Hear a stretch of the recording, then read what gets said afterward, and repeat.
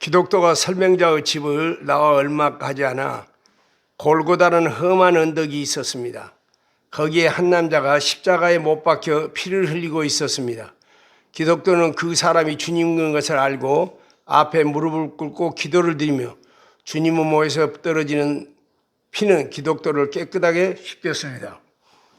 기독교가 나는 당신을 구주로 믿습니다라고 고백했는데 그러자 등에 붙었던 무거운 짐이 벗어 굴러가더니 깊은 굴 속으로 들어가 영원히 보이지 않게 되었습니다.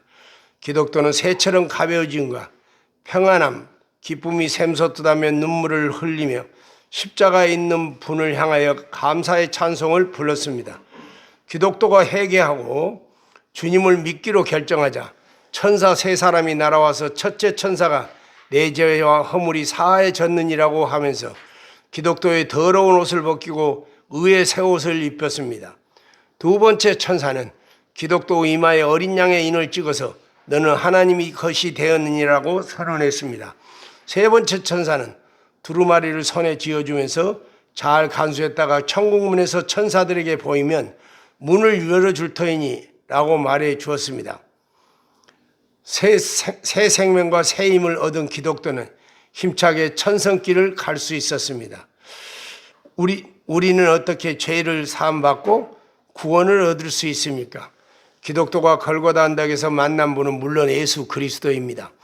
그리스도와 영적 만남이 없이는 누구든 구원과 생명, 자유, 참 평화를 얻지 못합니다. 그리스도와의 영적 만남은 다른 사람과의 설명이 아닌 자신과 그리스도가 인격적으로 직접 만나야 합니다. 이 만남은 믿음과 회개, 고백, 그리고 구속의 간격이 있게 합니다. 신자는 그때의 생명의 교류가 있게 됩니다. 십자가는 선행할 수 없는 죄 많은 인생들을 위한 하나님의 준비입니다. 인간은 완전 타락하여 스스로 노력으로 구원받을 수 있는 능력이 없다는 것은 이미 수없이 설명했습니다. 그러므로 스스로 구원을 이룰 수 없는 인생을 하나님이 구원하셔야 하는데 하나님은 공의의 하나님이셔서 인간의 범죄를 무시하고 아무 대가 없이 사하실 수는 없습니다. 왜냐하면 하나님은 지극히 거룩하셔서 율법을 만드셨고 율법은 죄의 값은 사망이라고 선고하였기 때문입니다. 그러므로 죄사함을 받으려면 반드시 합당한 값을 치러야 합니다. 성경은 피 흘림이 없이는 죄사함이 없다고 선언하고 있습니다. 즉 죄값은 범죄자가 죽어야 사해지는 것입니다. 그래야만 하나님의 공의가 충족됩니다. 하나님은 비록 사랑의 하나님이시고 세상 모든 일에 주권을 가지고 계시지만 하나님 스스로에게도 공의로우셔야 하기 때문에 그 값을 치르지 않고 인간을 그냥 사면하시지 않는 것입니다. 그러므로 하나님은 자신의 독생 성자를 세상에 보내셔서 사람이 되게 하시고 사람의 대표로 삼으셔서 성자로 하여금 인류의 죄를 대속하게 하셨습니다. 아담의 죄가 전 인류의 죄가 된 것이기에 이를 해결하기 위하여 같은 원리를 따라서 예수님의 죄가 예수님의 몸에 사람의 죄가 예수님의 몸에 전가되도록 하셨습니다. 예수 그리스도는 사람들의 죄를 짊어지고 십자가에 못 박혀 순환당하시고 죽으심으로 사람들의 죄값을 치르셨습니다. 동시에 그의 의로운 행위를 그를 믿는 자들에게 전가시키심으로써 믿는 자들의 의가 되도록 하셨습니다. 이렇게 해서 예수 그리스도는 우리의 죄를 대속하신 것입니다. 그러므로 예수 그리스도의 십자가는 하나님의 공의를 만족시키셨을 뿐만 아니라 또 동시에 하나님의 사랑을 세상에 나타내셔서 구원을 이루신 것입니다. 즉 예수 그리스도의 십자가는 하나님의 공의와 사랑의 속성을 동시에 충족하신 것이기에 유일무이한 방법이며 하나님 지혜의 최고의 표현입니다. 그래서 사도 바울은 십자가의 도가 멸망받는 자들에게는 미련한 것이요 구원을 얻는 우리에게는 하나님의 능력이라고 말했습니다. 유대인은 표적을 구하고 헬라인은 지혜를 찾으나 우리는 십자가에 못 박힌 그리스도를 전하니 유대인에게는 꺼리끼는 것이요 이방인에게는 미련한 것이로되 오직 부르심을 입은 자들에게는 유대인이나 헬라인이나 그리스도는 하나님의 능력이요 하나님의 지혜니라라고 고린도전서 1장 22절 24절에 선언하고 있습니다. 이 속죄의 방법은 어느 날 갑자기 나온 방법이 아닙니다. 만세전에 작정하시고 여러 모양으로 계시하셨으며 주전 700년에 선지자 이사야를 통하여 이스라엘에게 구체적으로 계시하셨던 것입니다. 그는 실로 우리의 질고를 지고 우리의 슬픔을 당하였거늘 우리는 생각하기를 그는 징벌을 받아서 하나님께 맞으며 고난을 당한다 하였노라. 그가 찔림은 우리의 허물을 인하며 그가 상함은 우리의 죄악을 인함이라. 그가 징계를 받음으로 우리가 평화를 누리고 그가 채찍에 맞음으로 우리가 나음을 입었도다. 우리는 다 양 같아서 그릇 행하며 각기 제 길로 갔거늘 여호와께서는 우리 무리의 죄를 그에게 담당시키셨다고 이사야 53장 4절로 8절에 말씀하고 있습니다. 그러면 우리가 무엇을 믿어야 구원을 얻습니까?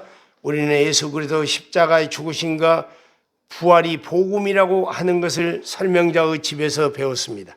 사도 바울은 이에 대하여 형제들아 내가 너희에게 전한 복음을 너희에게 알게 하노니 이는 너희가 받은 것이요 또 그 가운데서 선 것이라. 너희가 만일 나의 전한 말을 그 말을 굳게 지키고 헛되이 믿지 아니하였으면 이로 말미암아 구원을 얻으리라.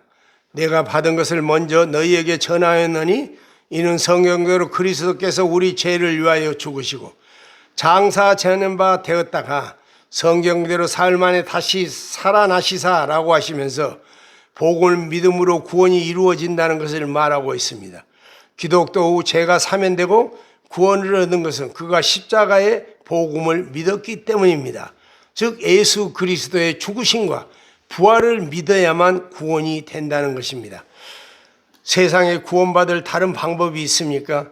예수께서 분명하게 하나님께 나아갈 방법은 오직 자신으로 말미암지 않으면 안 된다고 하셨습니다.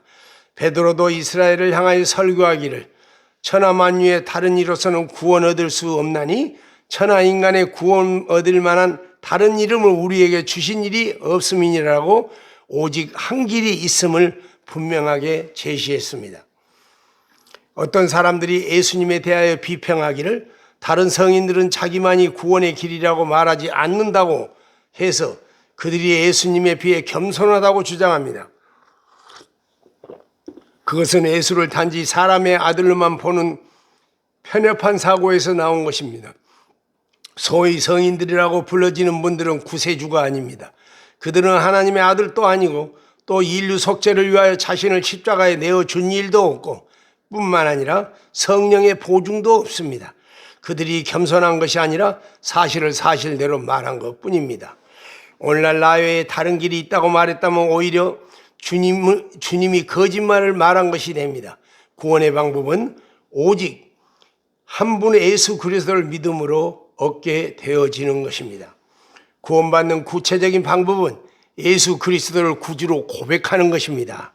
사도 바울을 간략하게 말씀하시기를 내가 만일 내 입으로 예수를 주로 시인하며 또 하나님께서 그를 죽은 자 가운데서 살리신 것을 내 마음에 믿으면 구원을 얻으리니 사람이 마음으로 믿어 의에 이르고 입으로 시인하여 구원에 이르느니라고 구원의 방법을 제시해 줬습니다. 여러분 이 사실을 믿습니까? 진심으로 아멘이라고 소리내어 대답해 보시기 바랍니다. 그렇다면 구원은 바로 여러분의 것입니다. 내일이 아니라 차차가 아닌 지금 이 시간에 여러분의 구원이 이루어집니다. 구원은 인간의 노력도 아니고 또 인간과 하나님의 합작품도 아닙니다. 이는 오직 하나님의 은혜로 믿음으로 된 것입니다. 그래서 성경은 너희가 그 은혜로 인하여 믿음으로 말미암아 구원을 얻었나니 이것은 너희에게서 난 것이 아니요 하나님의 선물이라. 행위에서 난 것이 아니니 이는 누구든지 자랑치 못하게 함이라고 선언했습니다. 우리의 믿음은 하나님의 뜻을 따라 성령님이 주신 것이며 회개 또한 성령님의 역사이니 실로 우리 구원에 있어서 우리가 기여한 바가 없습니다. 구원은 오직 하나님의 일입니다. 용감한 베드로는 주님이 십자가에 못 박힌다고 하셨을 때 자신은 오게도 죽는 데에도 따라가겠다고 했습니다.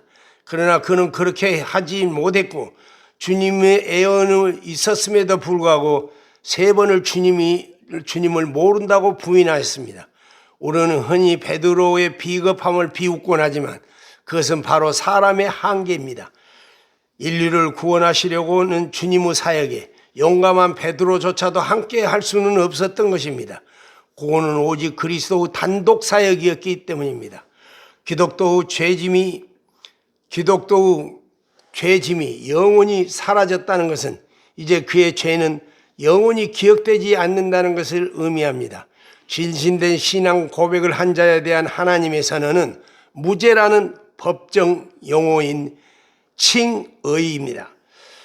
그의 모든 죄는 사해졌고 그는 자유함을 얻었으며 사단의 권세에서 벗어났고 하나님의 것으로 구별되었습니다.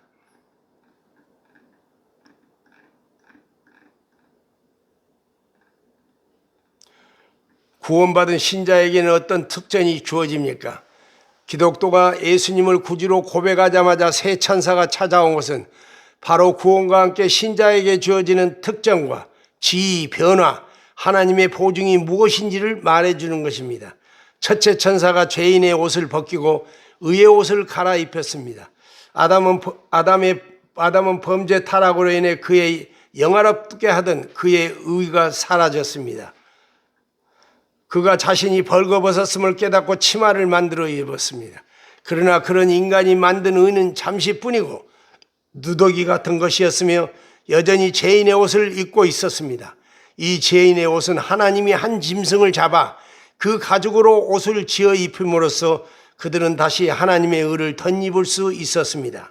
마찬가지로 죄인인 기독교에게 성령님께서 예수 그리스도의 십자가 대속의 공로를 그의 몸에 적용시킴으로써 기독교는 이제 의인이 되었습니다. 바로 자기 의가 아니라 그리스도의 의를 덧입은 것입니다. 따라서 그는 심판장이신 하나님 앞에 죄인이 아니라 죄를 사면받아 의인이 되었습니다. 이에 대하여 사도 바울은 모든 사람이 죄를 범하였음에 하나님의 영광에 이르지 못하더니 그리스도 예수 안에 있는 구속으로 말미암아 하나님의 은혜로 값없이 의롭다 하심을 얻은 자 되었느니라라고 신자가 의인이 된 것을 설명하고 있습니다. 그는 다시 죄인이라 여겨지지 않습니다. 하나님은 그가 의롭다고 하신 자를 다시 죄인으로 취급하시지 않습니다. 그러므로 이제 그리스도 예수 안에 있는 자에게는 결코 정죄함이 없나니 이는 그리스도 예수 안에 있는 생명의 성령의 법이 죄와 사망의 법에서 너를 해방하였음이라고 확언하고 있습니다. 둘째 천사가 이마에 도장을 찍어 주었습니다. 기독교는 의롭다고 여겨졌을 뿐만 아니라 동시에 하나님의 자녀로 입양되었습니다. 성령은 우리 안에 역사하여 우리를 하나님의 자녀로 연결되어지게 합니다. 그리고 단지 부자 관계를 맺을 뿐만 아니라 진정한 부자의 정이 생겨나도록 역사하시는데 성령이 우리 마음속에서 하나님이 내 아버지라는 고백을 하게 하는 것입니다. 그의 이마에 찍은 도장은 어린 양의 인을 말하는데 이스라엘 문화에 자기 양에게는 자신의 소유인 것을 식별할 수 있도록 지어지지 않는 표식을 하는 것입니다. 마찬가지로 어린 양의 인은 그동안 사탄에 소속되었던 우리를 구원하시고 하나님의 소유로 확정한 것을 의미합니다. 즉 양자가 되었다는 것을 말합니다. 이제 그는 하나님의 소유가 되었을 뿐만 아니라 하나님의 영의 인도함을 받게 되어서 모든 일에 도움을 얻습니다. 이제 그는 종과 같이 주인이신 하나님을 두려워할 필요가 없습니다. 종은 주인의 눈치를 살피고 잘못하면 쫓겨나지만 아들은 아버지를 친근히 여길 뿐만 아니라 쫓겨나지도 않습니다. 하나님과 성도의 부자 관계는 세상 사람들의 계약과 달리 영원히 변하지 않는다고 로마서 8장 14절 17절에 말씀하고 있습니다. 셋째 천사가 준 약속의 두루마리는 구원은 처음부터 끝까지 믿음으로 이루어지며 신자는 어떤 환경에서도 이 복음을 확신하며 천국길에 승리해야 하는 것을 보여주고 있습니다. 신자가 구원을 얻는데 많은 지식이 필요한 거 아닙니다. 오직 요한복음 3장 16절을 이해하고 믿으면 구원을 받을 수 있습니다. 이는 천국문의 문지기에 보여주어도 문을 열어줄 만큼 완전한 효력이 있는 것입니다. 신자는 언제 어디서나 구원의 확신으로 충만해 있어야 합니다. 하나님의 약속과 성품은 영원하시고 불변하시고 무한하십니다. 하나님은 그의 성품에 반하는 일을 결코 하시지 않습니다. 그러기에 인간의 어떤 행위와 결정으로 말미암아 이미 허락하신 구원이 변하지 않는 것입니다. 그러므로 한번 구원은 영원한 효력을 갖게 됩니다. 왜냐하면 하나님의 약속이 변할 수 없기 때문입니다. 주님은 내가 저희에게 영생을 주노니 영원히 멸망치 아니할 터예요. 또 저희를 내 손에서 빼앗을 자가 없느니라. 저희를 주신 내 아버지는 만유보다 크심에 아무도 아버지의 손에서 빼앗을 수 없느니라라고 구원을 보증하셨습니다. 바울 사도도 확신에 차서 감탄하기를 누가 우리를 그리스도의 사랑에서 끊으리요? 환난이나 공고나 핍박이나 기근이나 적신이나 위험이나 칼이라라고 했습니다. 우리가 비록 세상에 살면서 말할 수 없는 어려움을 겪을 수 있지만 사도 바울은 또다시 확신하였습니다. 그러나 이 모든 일에 우리를 사랑하신 이로 말미암아 우리가 넉넉히 이기느니라. 내가 확신하노니 사망이나 생명이나 천사들이나 권세자들이나 현재 일이나 장래 일이나 능력이나 높음이나 기품이나 다른 아무 피조물이라도 우리를 우리 주 예수 그리스도 안에 있는 하나님의 사랑에서 끊을 수 없으리라고 하였습니다. 구원받은 자는 이제 주님과 동행하는 특전이 주어집니다. 누구든지 예수를 하나님의 아들이라 시인하면 하나님이 저 안에 계시고 저도 하나님 안에 거하신다고 요한 사도는 가르치고 있습니다. 그리고 그 신자는 성령이 내주하게 되고 따라서 성령의 인도함을 받게 되는 것입니다. 이제 기독교는 완전한 새 사람이 되었습니다. 사도 바울의 선언대로 그런즉 누구든지 그리스도 안에 있으면 새로운 피조물이라.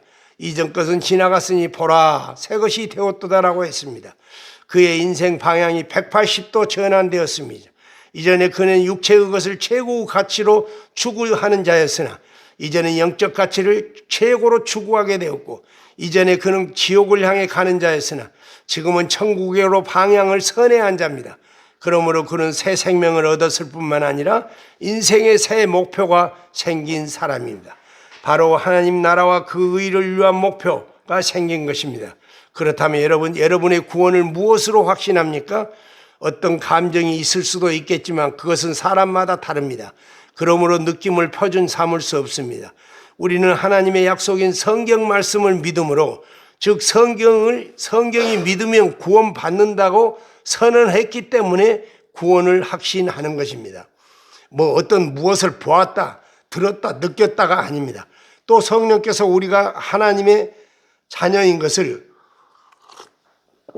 우리 속에 믿게 해주시기 때문입니다. 내가 구원받았다고 믿게 해주시기 때문입니다. 어떤 사람은 방언을 구원의 증거로 삽니다. 그러나 방언은 은사이지 구원의 증거는 아닙니다. 은사란 일을 하는데 사용하는 도구를 말합니다. 바울은 이 문제에 대하여 명확히 말했습니다. 다 병을 고치는 은사를 가진 자겠느냐? 다 방언을 말하는 자겠느냐? 다 통역하는 자겠느냐? 즉 사도 바울은 당시 구원받은 자 중에 방언을 못하는 자가 적지 않다는 것입니다. 그러므로 방언의 유무는 구원과 전혀 상관없습니다. 또 방언을 한다고 구원 갖는 것도 아닙니다. 도구는 다만 도구일 따름이지 그 사람 생명과는 아무 상관이 없는 것입니다. 어떤 사람은 구원받은 사람이 자기가 구원받은 날짜를 알아야 하고 감각이 있어야 한다고 주장합니다. 바로 구원파라고 부르는 사람들입니다. 속지 말아야 합니다. 그런 말은 성경 어디에도 없는 말입니다.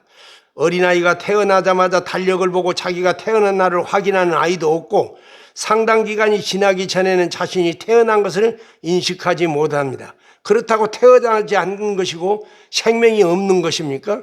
성경은 오직 믿음 외에 그 어떤 것도 구원의 증거를 삼지 않고 있다는 것입니다. 아멘.